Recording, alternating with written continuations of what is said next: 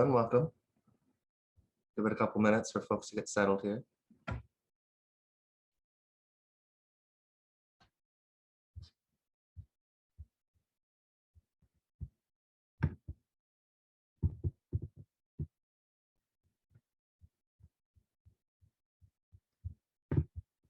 I believe we do have a quorum at this point, so whenever you want to get started. Oh, great. So welcome everyone to the August 5th meeting of the Boston MPO's UPWP committee meeting. I'll start off by reading the virtual meeting guidelines here.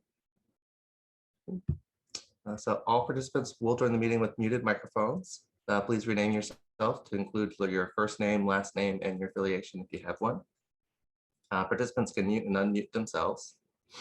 And to participate in the discussion, please select the raise hand function. You can use this by either clicking the participants button at the bottom of the screen and a window will pop up with a raise hand button at the bottom, or you can use the reactions button in the toolbar. And then I'll call on people as I see raise hands. If you're on the phone, you can use *9 to raise your hand. And if you have any technical difficulties, you can contact Kate White via the chat box at kwhite@ctps.org or over phone at 857-702-3658. On to the accessibility statement here. This meeting is being recorded. This meeting is accessible to people with disabilities. Zoom products are compliant with exception with the following standards: the Web Content Accessibility Guidelines 2.1 Level AA standards and revised Section 508 standards. And if you require any additional accommodations in order to participate fully in this meeting, you can contact Kate White, kwhite@ctps.org or 857-702-3658. So we'll move on to the roll call introductions here. So I'm Ben Muller, representing MassDOT Office of Transportation Planning, and I'll just go down the list to do a roll call here. Got MAPC. Good morning, Eric Barassa here. Town of Arlington. Dean Lampstedt's representing the town of Arlington here. BPDA.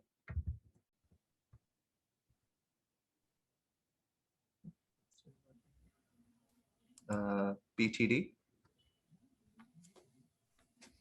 Bill Conroy, representing the city of Boston, representing Mayor Kim Janey. Thank you.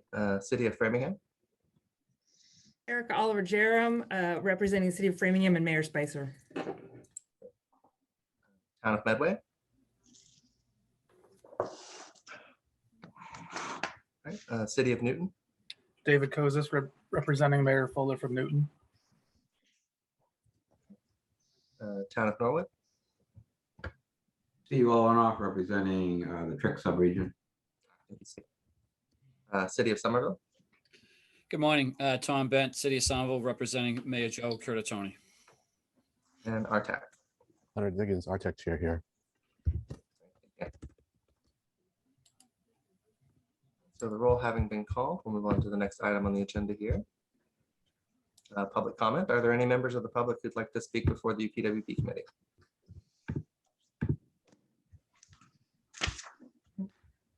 Seeing none, if you have any written comments, you can always send them to staff at Sandy Johnston, sjohnston@ctps.org.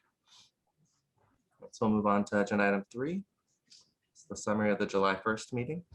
Can I get a motion in a second to approve the meeting summary as posted on the website? I'll make that motion. I'll second the motion. Thanks, Eric. Any questions or comments or changes? Okay, seeing none, go down the roll. Eric Barassa, Yes. Daniel Lampstedts,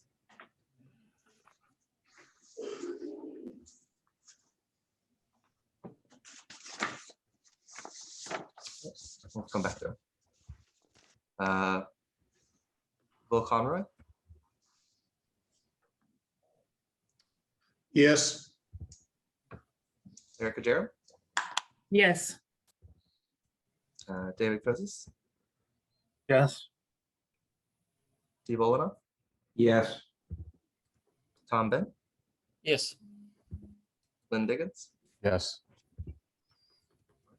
I'll vote yes, and I'll come back to Daniel Amstutz.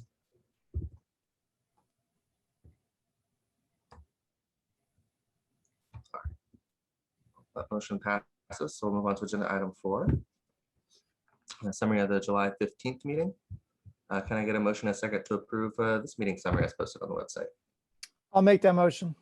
I'll Second. second it. Thank you, Tom. Any questions, comments, or changes?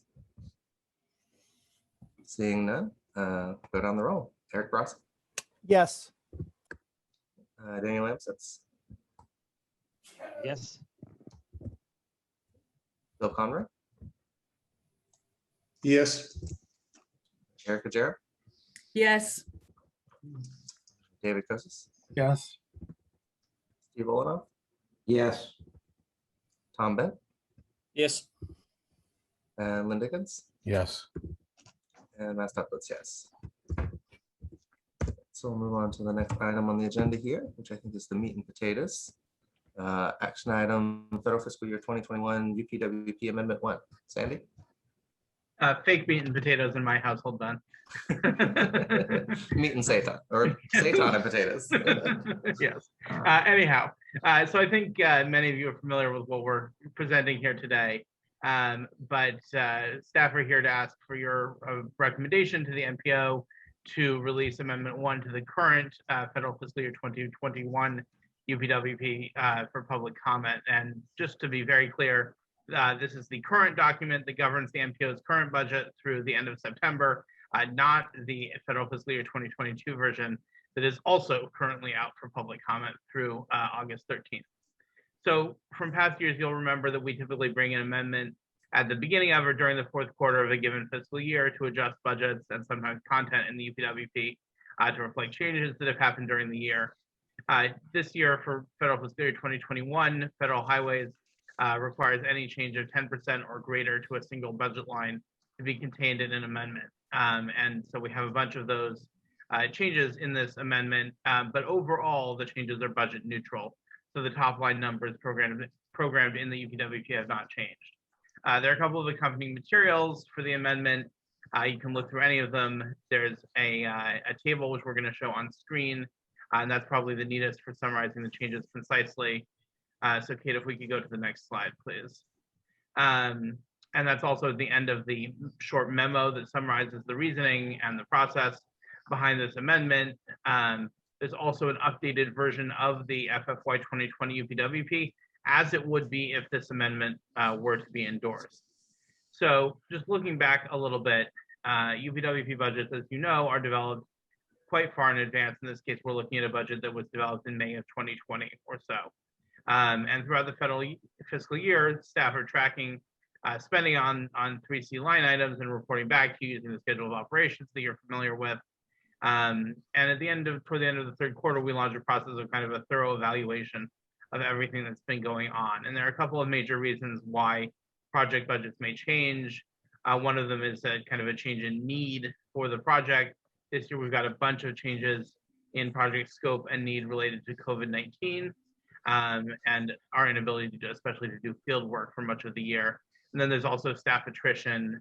Sometimes people leave or take leave. It takes time to recruit and train new staff, and we need to reallocate within the various budgets. In addition to the CTPS items that are in this table, this amendment also contains a minor adjustments to a couple of subtasks in Chapter 7, the MAPC material. The details are in the memo.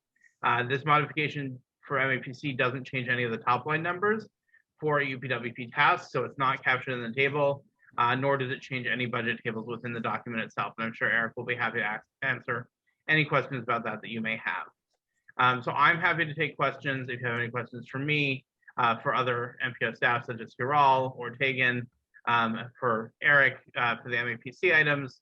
But we would ask that you would vote to recommend to the MPO that they release this for public comment at the meeting at 10 o'clock. Thank you, Sandy. Any questions or comments or clarification requests for Sandy, staff, or MAPC? I have a question. Sure, go ahead, Steve. There are a couple items here, where it went from like $960 to 19,000 and 960,000 to 8,700. And the obvious question would be, why is it going up so much? But really I want to know is, how did it start off at 960 to begin with? How can you do anything for $960? So I believe those are projects within the TAD, the traffic analysis and design group. That's Mark Abbott. Maybe you want to speak to that, but I think the basic thing here is that these are things that were anticipated to be wrapped up early on in the year, and then they were delayed because of COVID. And the budgeting is, it's an estimate, so it's based on an estimated percentage that was left of the project.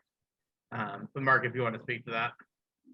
Yeah, Steve, it's not that we increased the budgets on those particular ones. It's just that when we were doing the estimate for fiscal year 21 budget, we were programming $960 to go in the fall into this year. But what happened was we weren't able to get a lot of the data collection done the previous year. So more of the work shifted into this fiscal year. And that's why the numbers went up. The overall budgets for each of those items did not increase. So it was the same amount of money spent. It's just that we weren't able to spend that money in the previous fiscal year because of COVID and getting data related items collected. Okay, so in the previous year, that amount was reduced and now it's being restored. Is that pretty much what it is? Right, we didn't spend the budget in the previous fiscal year and we spent it this year to finish those up. All right, thank you. I have a question on that also. Do we have locations where we're going to be doing the intersection studies on that? Could it be Mark? Those locations were already completed because it was a study from the previous fiscal year. Okay. So that study is completed along with the resilience one. Okay. All right. Thank you very much. Yep. Okay. Lynn Diggins? Thank you, Ben. I mean, I'm happy to make a motion to approve this request for change for amending the UPWP, and then I have a couple of questions. Sure. Would you like to make the motion or ask your questions first? I'll make the motion and then ask the questions afterwards. Okay, so we have a motion to recommend the MPO releases for public comment at its 10 a.m. meeting. Do we have a second? Daniel Amstutz. Second that, Daniel Amstutz. Okay, great. So, sure. So the question I have regards the insufficient opportunity to spend program funds for the transportation equity program. I'm kind of curious about that. I don't know if Betsy is here, but I think the short answer is that she got pulled into, Betsy, who manages that program, got pulled into other work and did not have the chance to expend all of the funds that were available in that budget line. Right. And I guess that's kind of my concern about the other cluster of studies in that listing is that, I understand that the resources had to be reassigned, for instance, the data resource management. I just hope that this doesn't bode poorly, or it's not like a potential problem for the future. But I trust the leadership and the staff at CTPS to do what's in the best interest of the group, and so that's why it's easy for me to go ahead and make the motion before questions. So thank you very much. Thank you, Lynn. On a similar note, I guess I have a question about the 2021 work that's extending into 2022. I just noticed that amount's a little higher than the amount that we had to push into 2021 from the last year's work. Is there sort of a schedule to get those back in alignment with the federal fiscal years?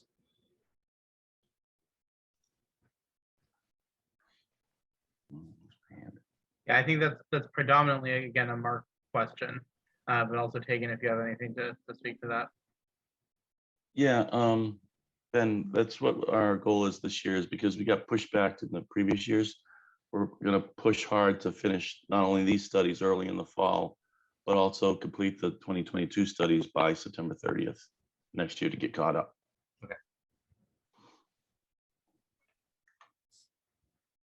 Any other questions or comments on the Amendment 1 proposal listed here? All right, so we have a motion on the floor to recommend the MPO release this for public comment at their 10 a.m. meeting. So seeing no more questions, I'll go ahead and call the roll here. Eric Ross, Yes. Daniel Epstutz, Daniel Amstutz, yes. Bill Conroy, Yes. Eric Kajera, Yes. David Kosis, Yes. Steve Olenoff, Yes. Tom Ben, Yes. Lynn Diggins, Yes. Mascot votes yes. So we'll move on to the next item on the agenda here.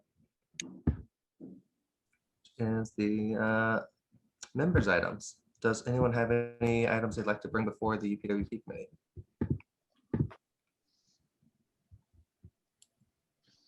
Well, I have one. I have recently accepted a new post here at MassDOT with District 6. So I'll be shifting into transportation planning at the district level, still working with the MPO, of course, but it does mean that I'll no longer be the chair of this committee when that transition is complete. So we don't have a timeline for that per se, but I wanted to give you all a heads up. So I may or may not be chairing the August 19th meeting. But it's been great working with all y'all. You too, and good luck. Congratulations. Yeah, Ben, great working with you. Congratulations. Thanks. I mean, we're gonna get a bad rap. I mean, all these co-chairs, I mean, all these chairs in such a short amount of time. I mean, we might get a reputation for not being easy to work with. That was precisely the reason I transitioned. Yeah.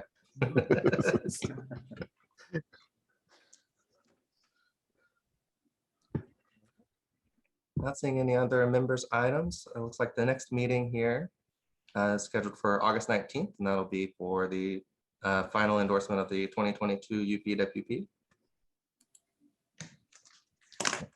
And is there a motion to adjourn the meeting? I'll make that motion. Second? I'll second it. Great. So if all are in favor, the meeting is adjourned. Thank you very much, and we'll see you at 10. Thanks, Bye, folks. man. Bye. Thank you. Thank you.